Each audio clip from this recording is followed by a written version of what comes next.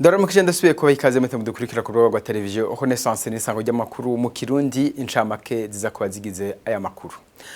Musitanteri wa komine Mugongomanga abandanya guhohotera umuryango urimwo umwana w'umwigeme amwagiriza ko yahohoteye. Muri iki gihe abo bavyeyi bakaba bafungiwe muri komine Mugongomanga ni mu ntara ya Bujumbura. Abanyepolitike batavuga rumwe na leta bariyamiriza itegeko rije giyongera ko yandi mategeko agenga umwuga wo kumenyesha makuru mu Burundi. Bamwe batavuga rumwe na leta bakabona yuko ari amategeko aje kugira ngo abamenyesha makuru batakaze ubwigenge gusumba. Nayibijanye n'imibano ubushikiranganje bw'amagara y'abantu bwarahaye imfashanyo ku banyagihugu bo muri komine Kabezi. Imfashanyo igizwe n'amakinga, ibirato hamwe n'amatelefone ngendanwa. Akaba iyo mfashanyo yashikirijwe abajejwe abo bita abaremesha kiyago ku mitumba mu kanya nidonido.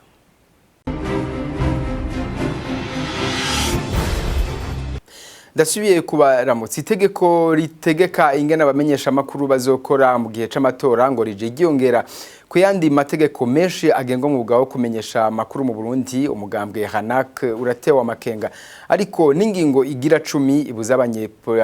abamenyesha makuru kuvuga ivyavuye mu matora imbere yuko umugwiseni utangaza ivyavuye muri ayo matora. George Nikiza akaba atera intege abamenyesha makuru bagerageza gukora akazi kabo ariko akanabakebura ko bogerageza kuvugira abanyagihugu mu gihe abapolisi cyangwa izindi nzego za leta baba bariko barabahohotera nkuko bimaze kuboneka ko ataco baheza ngo babivuge ko. George Nikiza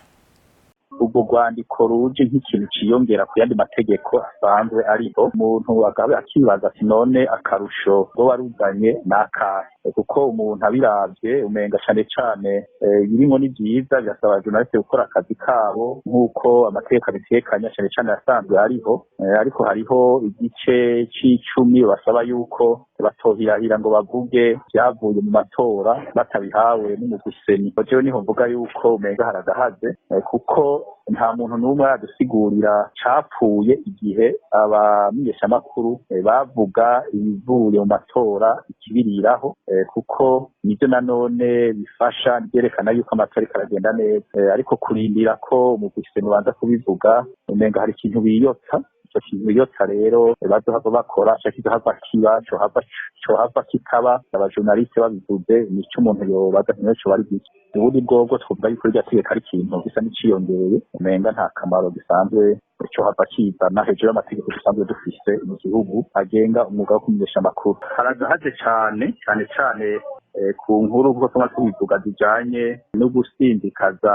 gateka kazina muntu, nk'igihe habaye umuntu aba yagize ingorane cane yabigiriwe n'inzego z'igihugu, ndiko ndavuga nk'abapolisi canke abandi bantu usanga bakorana, usanga inkuru bijanye n'ivyo bibazo bakwega amaguru. Icyo umuntu yovuga gusa nayo ubundi bwobwo umuntu yabashimira akabasaba intege yuko botera baje imbere. Muri ivyo matora rero tubasaba ko batobye aho bahengamiye bagashikiriza inkuru uko bikwiye. Mu makuru ajanye n'agateka kazina muntu musitanteri wa komine Mugongomanga Diomede Ndabahinyuye ariko aratoteza umuryango w'umunyagihugu Mbanyi Serge wo muri komine Rusaka ni mu ntara ya Mwaro.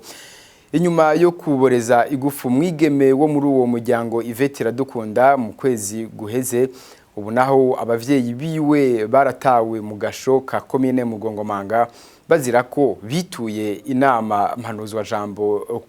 ya komine Mugongomanga kugira ngo babuzurize kuri ayo matati. Inkuru tubaza mugenzi wacu Thierry Bigirindavi.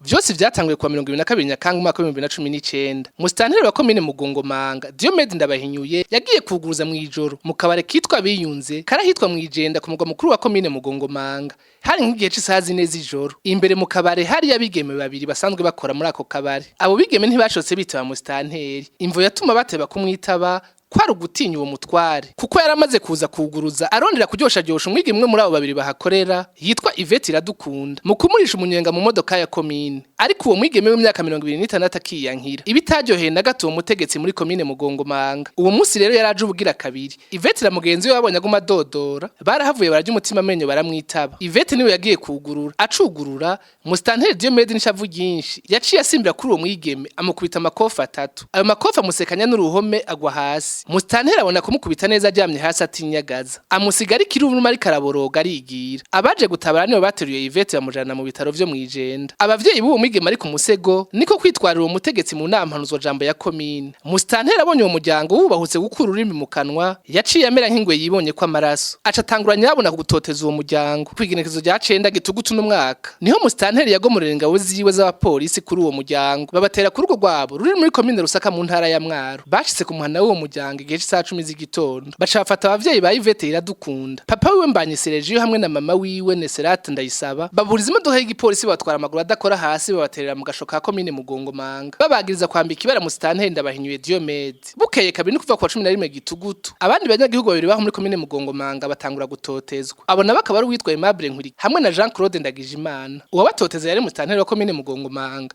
afashijwe n'urwego rw'iperereza rwo muri iyo komine Ndagijimana Jean Claude yariganiye bagenzi bacu mu kinyamakuru Iwacu uko ibyitotezwa ryiwe ryagenze yo nafatiwe ahitwa ku Ruhororo afashwe gutwara iperereza muri komine Mugongomanga bari kumwe n'utwara perereza mu ntara ya Bujumbura ico gihe je bambaye ngo ntanga makuru mu Rwanda baciye bamanukana banjira mu Nyabira banyambitse ihema nabona iyo ndiko ndacitse imbere ya documentation banzungurukaniye igisigara cyose banshize munsi y'amakara bacampakira ko bamfukaza ihema zine zajya amagoti z'abapolisi nashikiye ahantu abana ari bwaje bahita mu kajaka na Nkurikiye Aimable yarariye umutima amenyo arabwira abanyamakuru bo muri Iwacu uko yatotejwe n'icazira jewe nari ngaha mu Ijenda turi kumwe n'uwitwa Clement baramfumba ndabona imodoka iri gutwara iperereza mu ntara harahagaze muvuga ukuntu mwirirwa maravuga ku maradiyo umuvuga yuko Mustanteri ngo batoteje ibyo ntavyo navuze ntavyo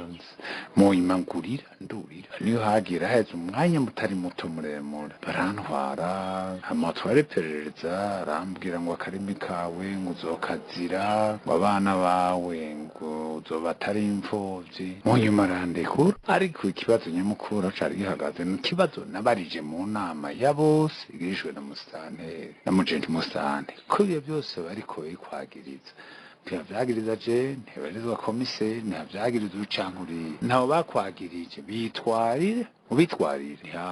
hama bahanwe atari ivyo naho turumva ko abantu basugira amaki mu bisanzwe nari mu mugambwe uri ku butegetsi washaka ni bawuzaye muri Mugongomanga hama rero barasigiye bimwe bagira ngaha muri komini Iwacu aho Iwacu nasanze ntemera camara kinju undi mu mugambwe badasigana iporona hama rero bisa nibabaza batabikunze abenshi baribaza aho uwo Mustanteri wa komine Mugongomanga Diomede Ndabahinyuye akuri ingufu zo gukubita no gufunga uwashatse akarenga n'inzego zose harimo n'urwego rw'ubutungane icibagiwe co n'inama mpanuzwa jambo ya komine ku bwa Gervais Nibigira icegera c'utwara unani rw'abarundi b'intungane iyo ngendo ya Mustanteri wa komine Mugongomanga irateye isoni ibyabaye muri komine Mugongomanga ibintu biteye ubwoba kandi biteye n'isoni ku nzego z'igihugu cy'u Burundi aho Mustanteri ashaka kwiha uburenganzira bwa mbere bwo gukubita umunyagihugu mu bisanzwe urya siwe atwara komine yajya itwarwa na conseil communal urya ni umunyamabanga wa komine rero kubona yiha uburenganzira bwa mbere bwo kuza gufata abantu mu komine atasanzwe arongoye bwa mbere ho n'ibintu byasanzwe kandi biha n'ingufu zikeyi abajejwe igipolisi ujejwe igipolisi muri komine abanyarwanda bavukamo baguca bafata uwo Mustanteri hamwe n'umuntu acejwe igipolisi muri iyo komine nyene inama mpanuzwa jambo ya komine Mugongomanga ifisemwo uruhara runini kubera niyo yandikiwe ariko ntiyigeze itanga inyishu ariko baciye bafata abo bavyeyi nibaze ko umunsi rero ikibazo nyamukuru aho kiri ni hehe kiri kuri umushanganje ntwari hagati mu gihugu hamwe n'urongoye n'amanzo jambo ya komine Mugongomanga kubera nibaze gufata ikibazo mu ntoki Diomede Ndabahinyuye asanzwe ari umunywanyi w'umugambi uri ku butegetsi CNDD-FDD yatanguye kuvugwa cane mu mabi yakorewe biyamije ikiringo ca gatatu c'umukuru w'igihugu Petero Nkurunziza mu mwaka wa 2015 mu makomine ya Mukiki na Mugongomanga. Mu bijanye n'imibano n'ubutunzi Faustin Ndikumana umuhinga mu vy'ubutunzi aranegura uno musi gisata cyo gufungura mu Burundi ingene cifashe ivyo akaba bivuze mu nyuma yaho umushikiranganje w'uburimyi n'ubworozi we yemereje yuko muri iki gihe abarundi atakibazo bafise co gufungura. Faustin Ndikumana agahamagarira nyabuna abaterezwa gufata ingingo ko bakwiye gushira inguvu muri ico gisata co gufungura kuko vyama biboneka ko ibice 50% by'abarundi bafungura nabi. Faustin Ndikumana byo gufungura nibaza ko ikibazo kiduhanze kandi dusaba yuko abantu bose bafite baterera yo mu ntwaro canke abanyepolitike bogifata ko mu mapriorite kuko urabona dufata nko gufungura ry'abana nk'irya solidarite mesi vuga yuko abana babaze kwa 40% batafungura neza bibari ya solidarite mugasanga ha mu Burundi shutigiri cyama carenze mbere tukashika 50 kirenga kwijana ugacuraba no mu bantu bakoze bita insuffisance calorifique urazi ko amakarori yemewe usanga ari arenze 2200 kilokalori ku muntu wa mu Burundi uravye ibihano barabisohoka dusanga tukiri munsi nibyo rero kilokalori n'uvuga ko ari gufungura gatatu indya zikwiye bigasubizana n'abendero by'ubukene kuko burya kugira umuntu yaje mu biribwa akeza kuja ku isoko akarondera amafaranga nayo iyo usanze ari nk'ibintu kandi hamwe mu ntara zimwe himbutse icibwa igiterwa kimwe ariko usanga ariko barafungura amezi 2-3 ugasanga abana bakeneye guhindura ugasanga ntibikunze cyo usanga ari ikibazo cyo gufungura mu Burundi uravye no mu banyeshuri muri za internet ingene usanga bafungurirwa ingene urabona ko ari ikibazo kiduhanze kandi dukwiye kwicarira hama mu nyishu mbere nibaza yuko inyishu zoba nyinshi ari uko uburimyi bwogira amahinduka amahinduka y'uburimyi muco butegeza kudushikana ko haba mu byo dukoresha arangene bureka kwa bwa burimyi butarimira isoko bukabwa burimyi buronka ivyangombwa mekanisation yagikwe niyo bakunda kuvuga umwimbu yo wabonetse hamwe ugashobora guhingurwa hanyuma kugira aho vyabonetse ntibice bisesa ngo canke ngo bice biba impfagusa. Mu gisata nyene c'imibano imfashanyo igizwe n'amakingi birata impuzu amatelefone ngendanwa n'ibindi nivyo vyatanzwe n'ubushikiranganje bw'amagara y'abantu. Izo fashanyo zikaba zashikirijwe abaremesha kiyago bo mu karere k'ubuvuzi ka Kabezi mu ntara ya Bujumbura. Tade Ndikumana umushikiranganje w'amagara y'abantu akaba amenyesha yuko iyo mfashanyo izotangwa ku baremesha kiyago bose bo mu gihugu kurikira. Kuno muhingamo twazindutse dutegura iki gikorwa duhejeje gukora nuko abaremesha kiyago bo ngaha muri mu karere k'ubuvuzi ka Kabezi cyo kimwe n'abandi baremesha kiyago mu gihugu cyose tuzobaha ibi bikoresho mwabonye ibikoresho rero novuga bigizwe n'amakinga baremesha kiyago wese kuko batowe ku mitumba hamwe no ku bucimbiri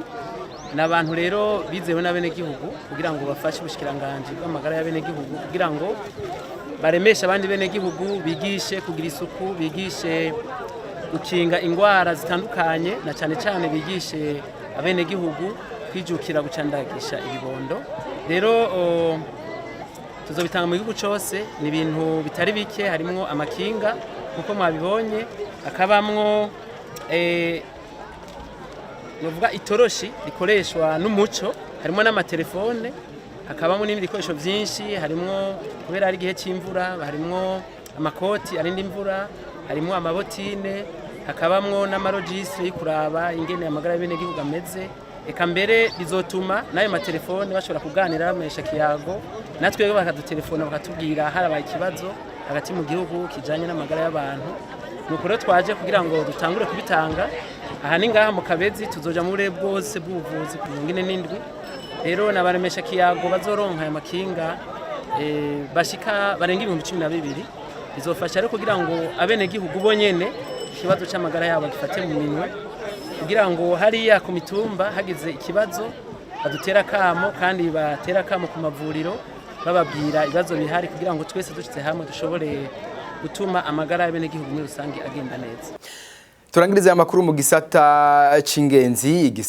c'ingenzi mu gihugu kuva mu mwaka wa 2015 gushika mu mwaka wa 2016 tariyongereye ku buryo bushemeye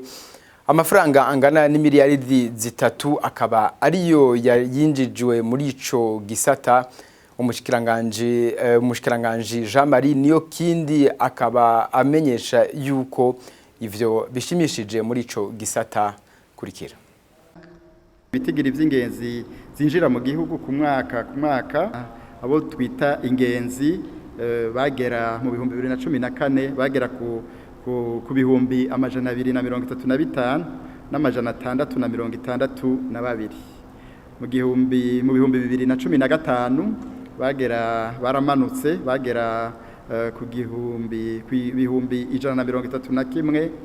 n'amajana 491 birumvikana kuko cyari gihe c'amatora. Mu bihumbi 2016 bagera kuri ibihumbi 187 n'abantu 176. Mu bihumbi 2017 bagera bashiye batangura kuduga bagera ku bihumbi 2 ku bihumbi 299 n'amajana 331. Amafaranga y'agaciro yinjiye mu mwaka mu kigega ca leta bavuga ko mu bihumbi 2015 amafaranga y'amarundi yinjiye ari miliyaridi 6 n'imiliyoni 557 n'ibihumbi 891 mu madolari na bihumbi 378 n'amajana 479. Mu bihumbi 2016 ni miliyaridi 7 ni miliyoni 479 n'ibihumbi 234. Mu madolari ni miliyoni 4 amajana 530 n'ibihumbi 532 n'amajana 869. Nino ngaha duce dusozera amakuru twateguye kubashikiriza amakoze mese mafasha umwanya wo kudukurikira naho kwisango rikurikira mugira amahoro wanyu.